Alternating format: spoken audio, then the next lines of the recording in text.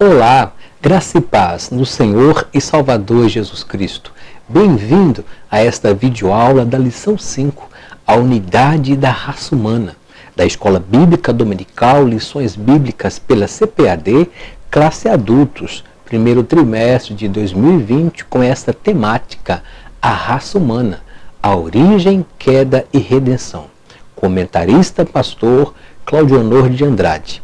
Obrigado a todos os inscritos recém-chegados e visitantes que nos acompanham nessa série de estudos do primeiro trimestre de 2020 na playlist do nosso canal. Aos que ainda não são inscritos, ajude esse projeto. Compartilhe esse vídeo, inscreva-se agora, deixe o seu like, ative o sino aqui em cima para receber em primeira mão as videoaulas desta temática Antropologia Teológica. Lição 5. A unidade da raça humana, de 5 de fevereiro de 2020. A palavra-chave da lição é unidade, que significa qualidade ou estado de ser único, uno, qualidade do que não pode ser dividido. E o texto áureo nos diz: não temos nós todos o mesmo Pai?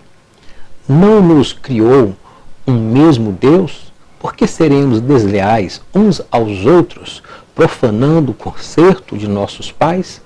Malaquias 2:10.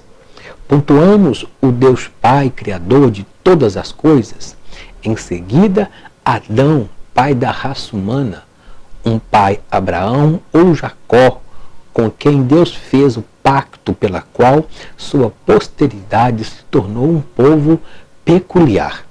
O profeta Malaquias fala daquela grande e graciosa obra de Deus, a obra da criação, criando-nos para ser um povo escolhido, restaurado da nossa natureza caída, mas redimidos por Cristo. E assim nós, cristãos, somos criados em Cristo Jesus por amor de Deus em restaurar a humanidade do pecado.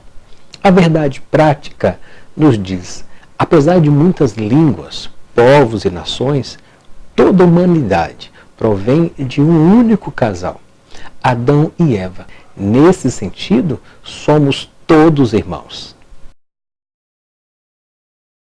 Na leitura diária bíblica semanal, nos fornece bastante subsídios nesse contexto. Em Atos 17:26, todos somos filhos de Adão e Eva. E de um só fez toda a geração dos homens para habitar sobre a face da terra. Em Malaquias 2:10, em Adão e Eva somos todos irmãos. A humanidade tem um único tronco originário. Em Gênesis 11:1, a unidade linguística primitiva naquele tempo, todos os povos falavam uma língua só. Todos usavam as mesmas palavras. Em Romanos 5:12, em Adão todos pecaram. O pecado entrou no mundo por meio de um só homem, e o seu pecado trouxe consigo a morte. Como resultado, a morte se espalhou por toda a raça humana, porque todos pecaram. João 3:16, em Jesus todos podem ser salvos, porque Deus amou o mundo tanto que deu seu único Filho, para que todo aquele que nele crer não morra, mas tenha a vida eterna. Romanos 10:12, em Jesus todos somos um. Não há diferença entre judeus e gentios. Não há diferença entre o asiático, o africano, o europeu e americano, pois o mesmo Senhor é o Senhor de todos e abençoa ricamente todos aqueles que o invocam. Na leitura bíblica em classe que fundamenta esta lição, em Atos 17:22-28, nos diz: então Paulo ficou de pé diante deles, os sábios, os filósofos e políticos, no Areópago, na reunião da Câmara Municipal, e disse: atenienses, vejo que em todas as coisas vocês são muito religiosos. De fato, quando eu estava andando pela cidade e olhava os lugares por onde vocês adoram os seus deuses, encontrei um altar que está escrito ao Deus desconhecido, pois esse Deus que vocês adoram sem conhecer é justamente aquele a quem eu estou anunciando a vocês. Deus que fez o mundo e tudo que nele existe é o Senhor dos céus e da terra, e não mora em templos feitos por seres humanos. E também não precisam que façam nada por ele, pois é ele mesmo que dá a todos a vida, a respiração e tudo mais. E de um só homem ele criou a raça humana para viverem na terra. Antes de criar os povos, Deus marcou para eles o lugar onde iria morar e quanto tempo ficariam lá. Ele fez isso para que todos pudessem procurá-lo e talvez encontrá-lo, embora ele não esteja longe de cada um de nós. Porque nele vivemos, nos movemos e existimos. E alguns dos poetas e filósofos de vocês disseram: nós também somos filhos dele, descendência de Deus. Atos 17, 22 ao 28. No entanto, o objetivo geral desta lição é esclarecer que toda a humanidade provém de um único casal, Adão e Eva. Os objetivos específicos correspondentes a cada tópico da lição são apresentar a unidade racial do ser humano, descobrir sobre a unidade linguística original da humanidade e, por fim, refletir sobre a unidade em Cristo. Primeiro tópico, a unidade racial do ser humano. Deus criou Adão e de Adão formou Eva e disse a eles: sede fecundos e tornai-vos muitos, e enchei a terra e sujeitai-a. Gênesis 1 e 28. Desse modo, Adão e Eva se tornaram o pai e a mãe de toda a humanidade. Mais tarde, quando um dilúvio varreu a maioria da população da terra, 4 casais sobreviveram: Noé, a sua esposa, junto com seus filhos e as suas respectivas esposas. A Bíblia ensina que todos nós somos descendentes dos filhos de Noé, conforme Gênesis 9, 18 e 19. Todavia Deus fez de um só homem toda a nação dos homens, para morarem sobre a superfície da terra. Atos 17 e 26. A origem divina do homem e a sua unidade racial e psicológica. Essa doutrina é suficiente em si mesma para destruir as bases ateias e anticristãs do evolucionismo. Primeiro ponto, a origem do ser humano.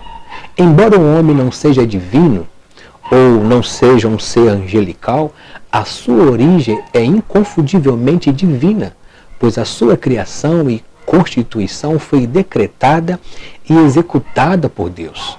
Gênesis 1, 26 ao 30 e Gênesis 2 e 7. E este humano é um ser tricotômico, composto de corpo, alma e espírito, bem como dotados de atributos da natureza humana, como vimos nas lições anteriores.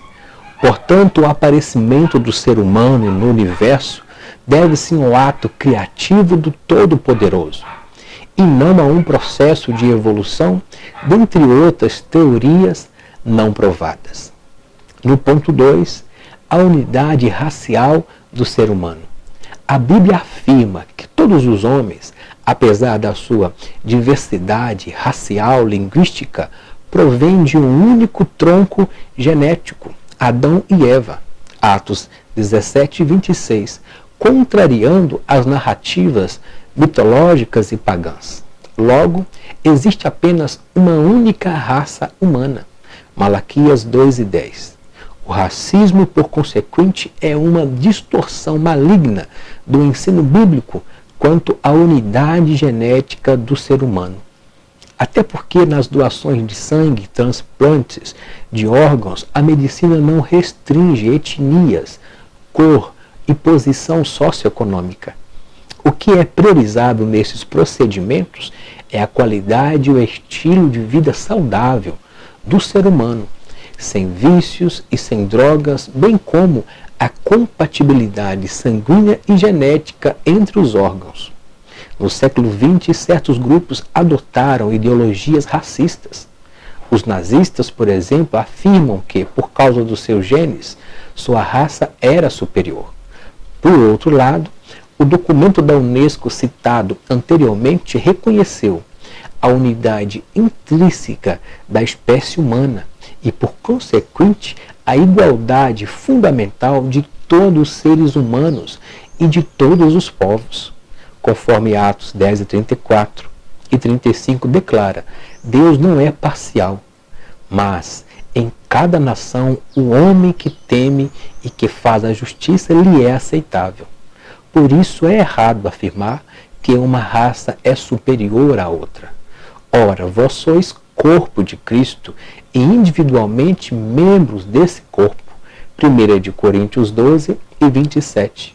O apóstolo Paulo, em sua primeira carta aos Coríntios, evoca uma das principais figuras da igreja para ensinar que não devemos lutar uns contra os outros. Ou seja, a nossa luta não é contra classes sociais, raciais, etnias, religiosas e diversidades sociais, e sim guerra espiritual. No entanto, devemos servir uns aos outros em amor e instruindo-os com sabedoria e respeito.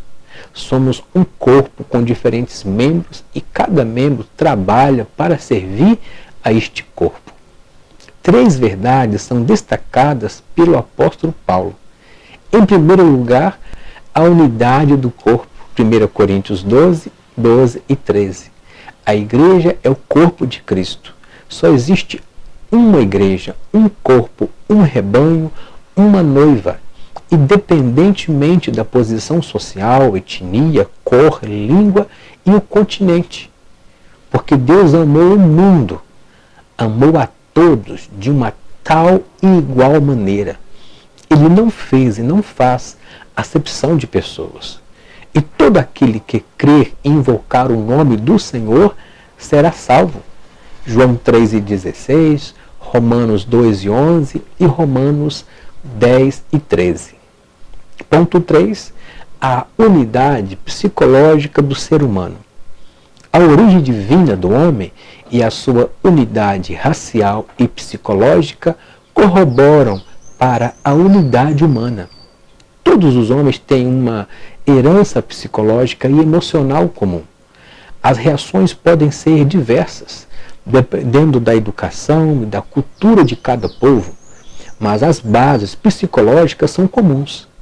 No entanto, com esta pluralidade cultural e étnica, os seres humanos demonstram possuir uma unidade psicológica comum, conforme 1 de Reis 8:46, que refere à mesma natureza caída e falha, onde todos convivem com a tentação do pecado.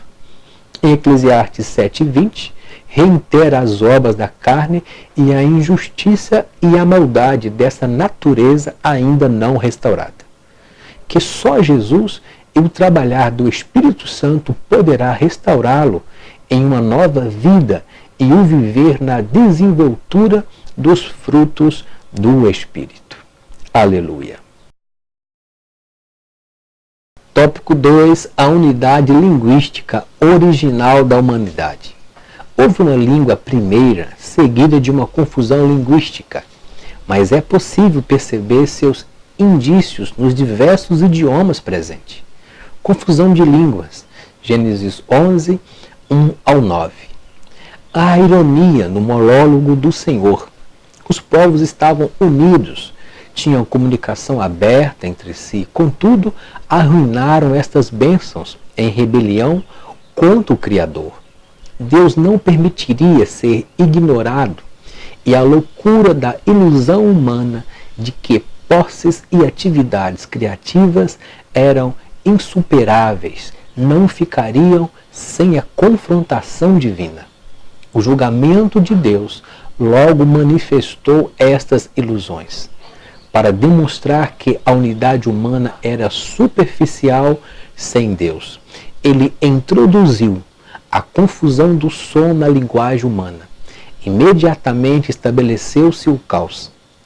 O grande projeto foi abandonado e a sociedade unida, mas sem temor a Deus, foi despedaçada em segmentos confusos.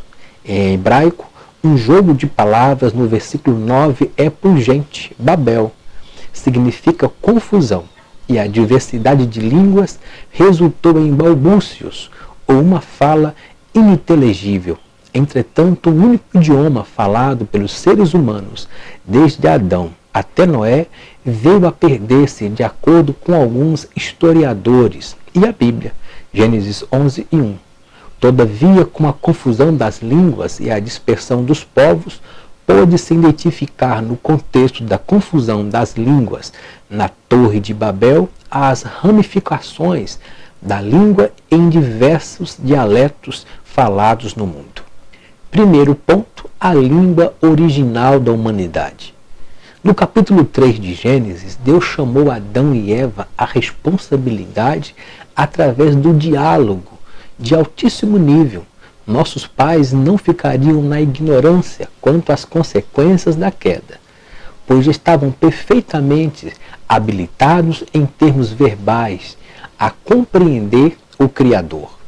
A fala é um dos maiores dons que Deus comunicou pessoalmente a Adão, pois ambos conversavam, comunicavam na viração do dia, em Gênesis 3:8.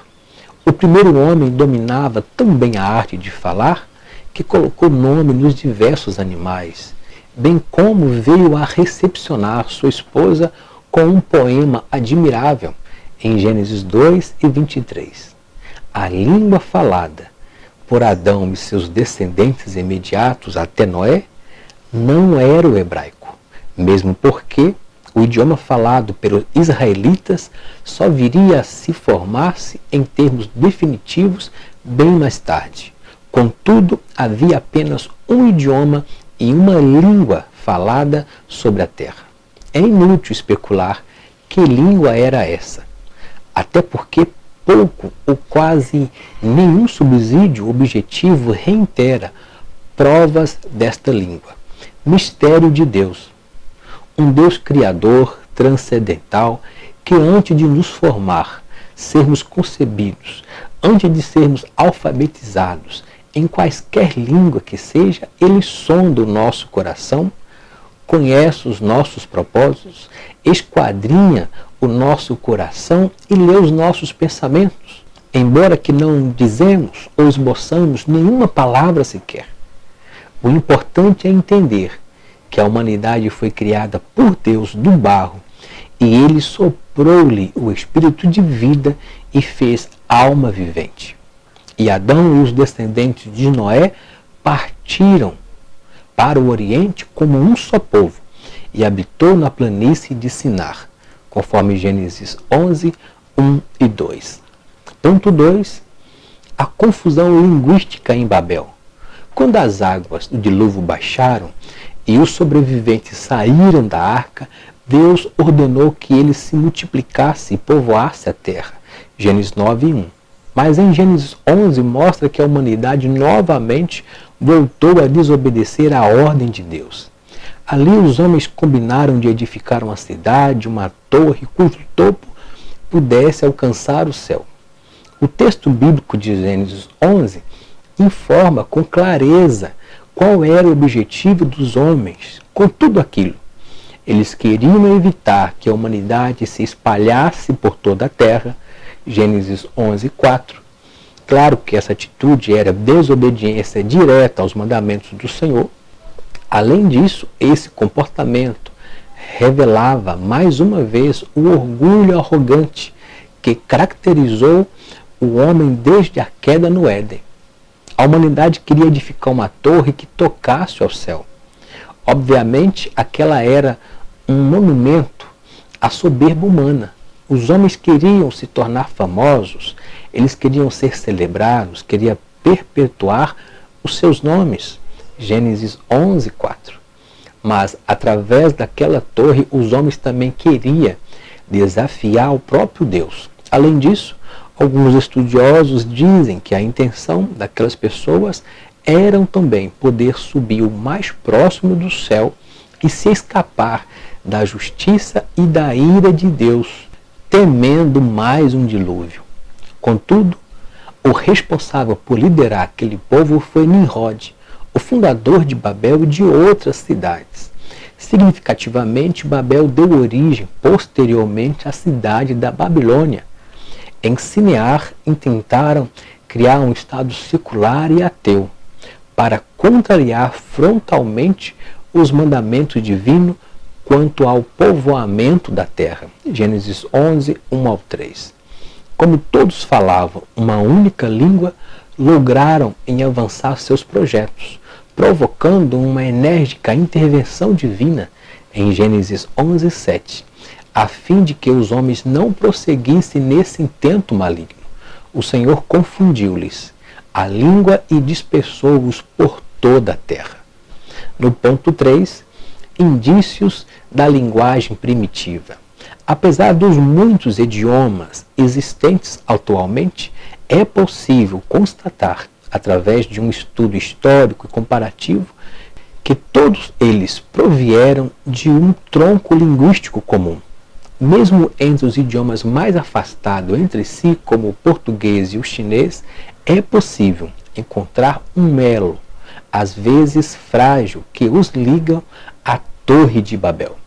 É interessante pontuar que nesse tópico, enquanto que em Gênesis 11, devido à desobediência, o orgulho do povo, Deus os puniu com a confusão das línguas.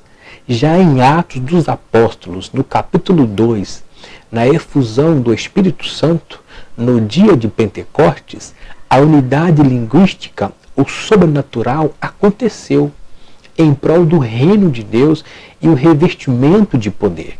Nesse episódio da unidade linguística de Atos dos Apóstolos, cada um em sua língua e idioma, a mensagem pentecostal, de Atos 2, 5 ao 11. No entanto, Pedro ministra, esclarecendo o sobrenatural, recorda a profecia de Joel, informando que a promessa era para todos, toda a humanidade, e tantos quantos o Senhor chamar. Aos que creem no Evangelho de Cristo, e naquele momento quase 3.000 almas de diferentes etnias, idioma e línguas se renderam a Cristo. Atos 2, 37 ao 41. Aleluia. Tópico 3. Em Cristo todos somos um. A unidade humana não se dá apenas em termos raciais e linguísticos. Todos os seres humanos acham-se ligados em Adão quanto ao pecado e a Cristo quanto à redenção. Ponto 1. O pecado universal de Adão. Afirma o apóstolo Paulo que através de um só homem o pecado foi introduzido no mundo. Romanos 5 e 12. E contanto o pecado de Adão fosse particular, suas consequências foram universais, porque ele é o pai e o representante de todos os seres humanos. Eis porque todos pecaram e foram destituídos da glória de Deus. Romanos 3 e 23. Todos os seres humanos acham-se ligados entre si pela transgressão de Adão e Eva, nossos primeiros pais. Ponto 2. As consequências universais do pecado de Adão. Todos os seres humanos acham-se ligados em Adão quanto ao pecado e também quanto à redenção por meio de Cristo. As Escrituras também ensinam que todo ser humano individualmente é pecaminoso em algum sentido. As Escrituras ensinam que o efeito do pecado se encontra até mesmo na criação não humana. A maldição de Gênesis 3, 17 e 18 marca o início desse mal. E em Romanos 8, 19 a 22 declara o estado desordenado da natureza. A criação geme esperando a consumação e a sua redenção. A consequência imediata do pecado de Adão foi a sua morte espiritual, bem como a física. A quebra da sua perfeita comunhão com Deus. em Gênesis 3, 23 e 24. Além da morte espiritual, o homem passa a experimentar também a morte física. A morte, portanto, é uma experiência comum a todos os homens, porque todos os homens em Adão pecaram e foram expostos à fraqueza e à morte. Romanos 3 e 23. Mas, no ponto 3, em Jesus Cristo, o segundo Adão, todos podemos ser salvos. Adão não se dá apenas em termos genéticos ou linguísticos, mas de igual modo pela morte e a ressurreição de Jesus Cristo. Nele, os que receberam a fé constituem uma única família, a família dos santos. 1 Coríntios 12 e 13. As consequências do pecado de Adão foram desfeitas por Jesus Cristo, que na epístola de Paulo é identificado como o último Adão, porque as Escrituras Sagradas nos diz: Adão, o primeiro homem, foi criado como ser vivo, mas o último Adão, Jesus Cristo, é o Espírito que dá vida e vida eterna. 1 Coríntios 15 e 45. Já em Romanos 5 e 15, justifica a diferença do primeiro e do segundo Adão. No entanto, existe uma diferença entre o pecado de Adão e o presente de Deus, a graça que nos foi dada. De fato, muitos morreram por causa de um só homem, mas a graça de Deus é muito maior e Ele dá a salvação gratuitamente a muitos por meio da graça de um só homem, que é Jesus Cristo. Através de sua morte, Ele venceu a morte, resgatando-nos completamente do pecado. Efésios 2 e 15. Aleluia, glória a Deus. Conclusão. Aprendemos que todos os povos da terra, apesar da sua diversidade étnica, cultural e linguística, formam uma única família, porquanto todos viemos de Adão e Eva. Por esse motivo, o verdadeiro cristão não aceita ideologias racistas e evolucionistas e aquelas teorias que não podem ser provadas. Afinal, como vimos, existe apenas uma raça. Nesse sentido, todos os homens são irmãos. Em Jesus Cristo, nossa comunhão uns com os outros torna-se ainda mais forte. Na igreja, todos somos um, formando um só corpo, onde Cristo é o cabeça. O mesmo Deus que criou o homem à sua imagem e semelhança e não desistiu dele depois da sua trágica queda, está trabalhando para restaurar e restaurando essa imagem caída. Pela redenção que temos em Cristo, tornamos-nos membros da família de Deus, sendo adotados como filhos de Deus e seus benditos herdeiros. Podemos declarar, conforme as Escrituras, onde abundou o pecado, superabundou a graça. Em Cristo, todos somos um. Muito obrigado por assistir essa pré-aula até o seu final. Glorifico a Deus por esse projeto e agradeço a todos os inscritos em nosso canal no YouTube. Ajude esse projeto a permanecer. Para isso, compartilhe esse vídeo, inscreva-se no YouTube, deixe o seu like, ative o sino para receber em primeira mão as nossas atualizações, bem como siga-nos nas redes sociais, no Instagram e no Facebook. Ideilton Ruas da Silva Sobrinho. Obrigado pelas orações, apoio e contribuições ao nosso canal. Que Deus continue abençoando a sua família, igreja, ministério, classe EBD, na paz do Senhor. O meu muito obrigado. Deus os abençoe.